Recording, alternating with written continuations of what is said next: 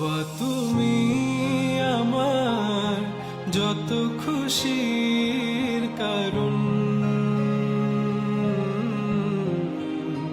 বলো তোমার মতো। আপনাদের মাঝখানে আমাদের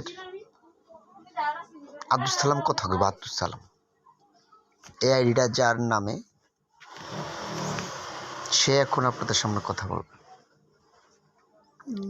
আসলে দেখুন তো কেমন দেখা যাচ্ছে ছেলেটাকে। এই যে ছেলেটাকে, এই যে লজ্জা পেলে হইব না, দেও কথা বলো। আব্দুল সালাম কথা বলবে না, কেননা সে মোবাইল টিপতে চায়। মোবাইল মুইতে দিছে মুইতেও দিছে। প্যান্টটা ভিজা লাইছে একবার, এটা থাকে নাই, প্যানও ভিজা লাইছে।